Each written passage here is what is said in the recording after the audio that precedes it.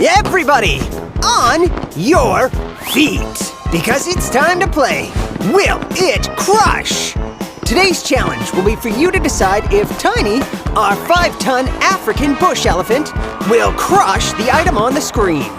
Here are the rules. I'll show you one item. If you think Tiny will crush it, give me 2 thumbs up. But if you think the item is too tough for Tiny to crush, then give me 2 thumbs down. If you're wrong, take a seat. But if you get it right, stay standing. Everybody got it? All right, let's play Will It Crush? The first item is a soda can. Will Tiny crush it? Remember, 2 thumbs up if you think Tiny will crush it, and 2 thumbs down if you don't.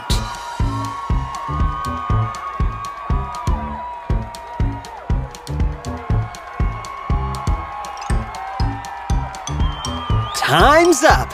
Let's see what happens. Totally crushed. Well, that was awesome. The next item is a car.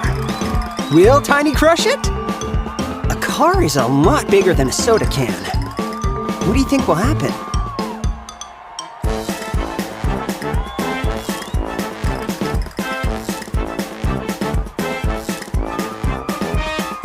Time's up.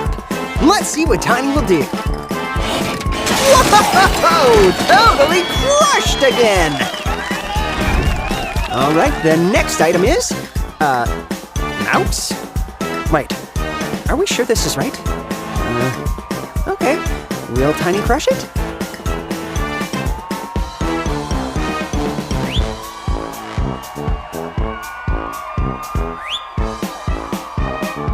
All right, time's up.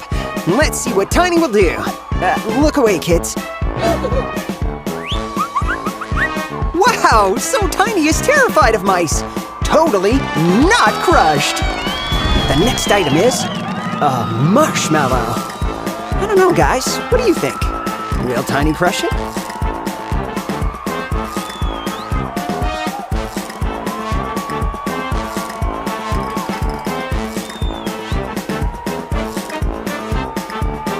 Time's up! Let's see what Tiny will do. The marshmallow is invincible.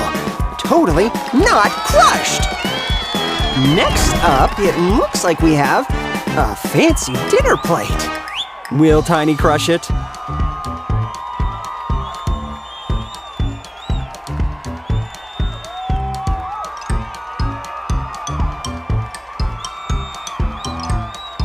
Time's up! Let's see what Tiny will do. Totally crushed! Well, that was an epic crush. This is our last item. It's a bottle of ketchup. What do you think? Will Tiny crush it?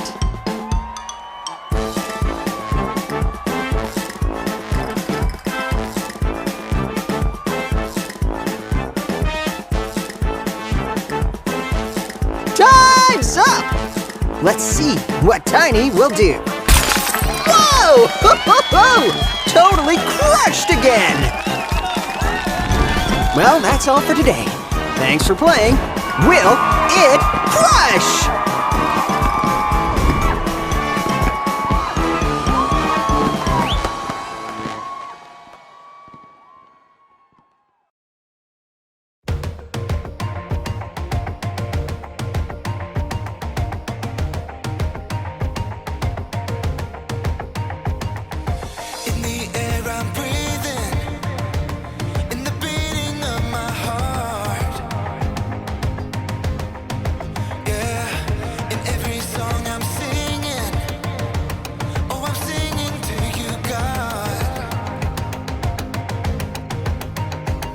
I know you hear me when I call, and when I'm weak, I know you're strong. You give me joy, you give me hope. I want my friends to know.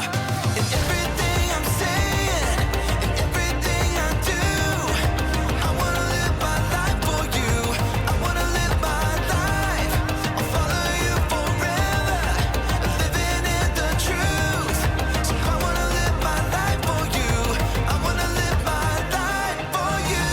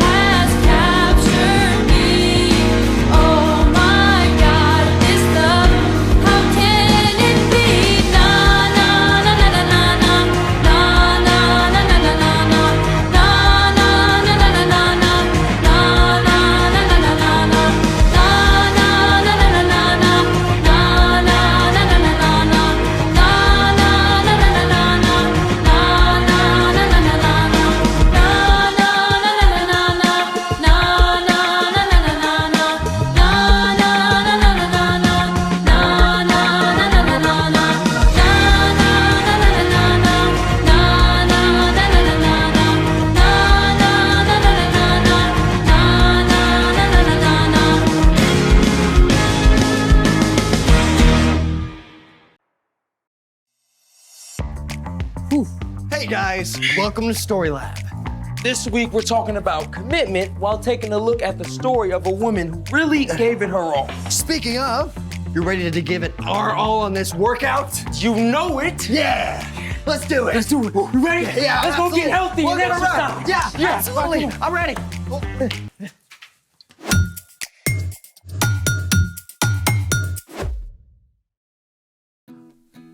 Hey, I'm Carter. And I'm Zeke. And we're talking about commitment, which is making a plan and putting it into practice. Woo! Yeah! Good workouts. Oh. Hey, how many miles did we run? One. Really? And how many sit-ups did we do? Like 12? Oh, that's a new record. My man. Woo! Whew. Okay, come on, man. One more mile and then we can take a break. Dude, we're exhausted. We can't stop now. Commitment, right? Plus, I want to be strong and look like Captain America. Zeke, you never need to try looking like anyone but you. Thanks, dude. Besides, when it comes to getting fit, resting is just as important as working out. I don't know, that sounds kind of lazy. Hey, resting is what allows us to do our best. It gives our body a chance to heal and recover. I mean, pushing yourself too hard during a workout can cause serious injury. Okay, but I still need some energy. Oh, hey, you got any energy drinks? Nah. Plus, most of the ones from the store are terrible for you. You say that like there's another kind. Well, yeah, we can make our own. Really? Well, I'm in. Let's make it! Today, we're making a healthy energy drink substitute that I like to call a summer splash. Okay, but what makes it different from the kind you get at the store? Most of those energy drinks are filled with sugar, caffeine, and artificial flavors. We're gonna make something packed with vitamins and electrolytes instead. Electro what? You know how tired you are after you work out? You mean like right now? Yeah, that's partly because of dehydration. Oh, I know about that. Dehydration is when your body loses more fluids than it takes in. Exactly. When we exercise, we sweat a lot. Sweat is made up of water and salt. Your body sweats to cool you off when you get too hot. So, when you sweat a lot, your body loses fluids, causing you to become dehydrated. So basically, your insides dry up, like how a grape turns into a raisin. Spot on. But can't you just fix dehydration by drinking water? Sure, but electrolytes can help. Electrolytes are minerals and salts that help your body absorb fluids, like water, better and faster. Cool. So, how does this summer splash work? Care to read the recipe? Ah, of course. Let's see. For today's tasty experiment, you'll need 4 cups unsweetened coconut water, 1 1/3 cups of water, 2/3 of a cup of lime juice, 1/4 teaspoon of Himalayan sea salt, and 3 teaspoons of raw honey. Coconut water is amazing. It's filled with electrolytes and has 5 times more potassium than most sports drinks. Okay, mix up all your ingredients until the salt dissolves.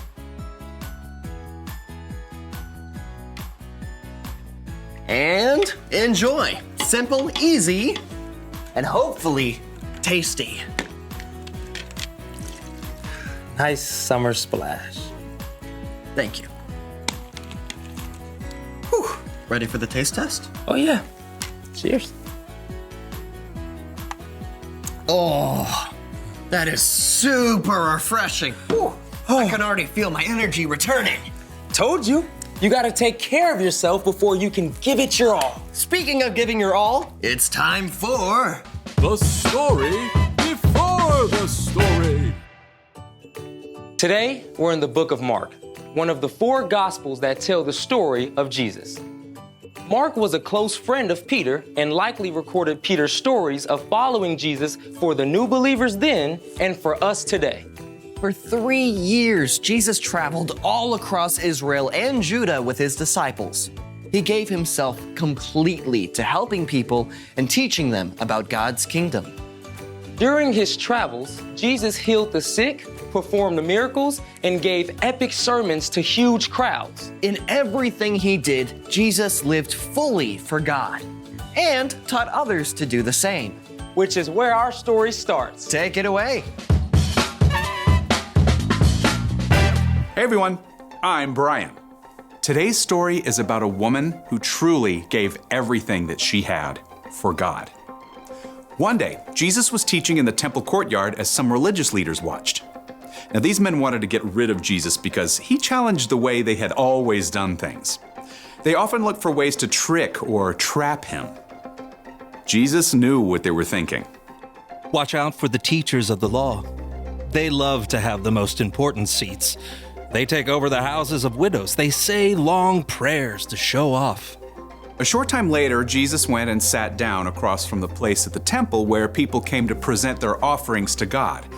As Jesus watched, some rich men dropped large amounts of money into the offering boxes. The disciples probably noticed too. Whoa, look at that. Yeah, they must really love God. And striking poses, apparently. Just then, a poor widow came up and put 2 very small copper coins into the offering box. They were only worth a couple pennies. Jesus called his friends to come to him. Doesn't sound like much, huh? But you have to understand, at that time, most women couldn't work at a job outside the home. They had to depend on their husbands. So a widow, a woman whose husband had died, often had very little money or anything else. Jesus knew all about the widow at the temple. That poor widow has put more into the offering box than all the others. They all gave a lot because they're rich. She gave even though she is poor. She put in everything she had. That was all she had to live on. Wow. That makes 2 little coins? Seem like $1 million. Jesus looked beyond outside appearances.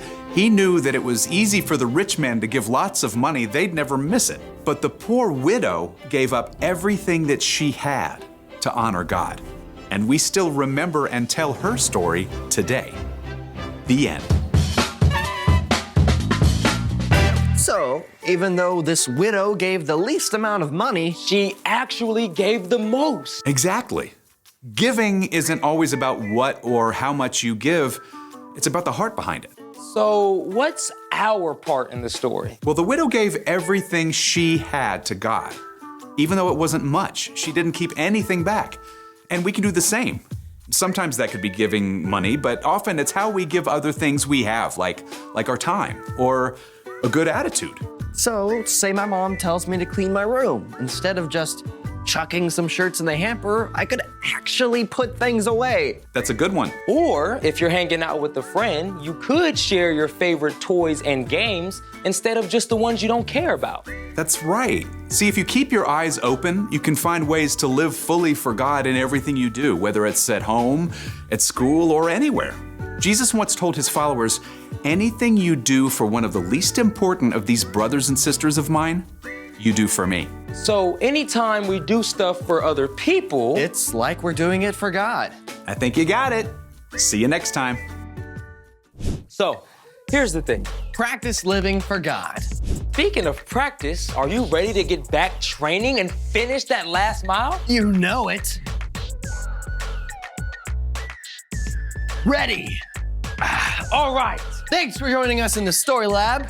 See you next time. All right. Let's go. You ready? Yes. Yeah. Let's do it. Ready? Don't try that at home.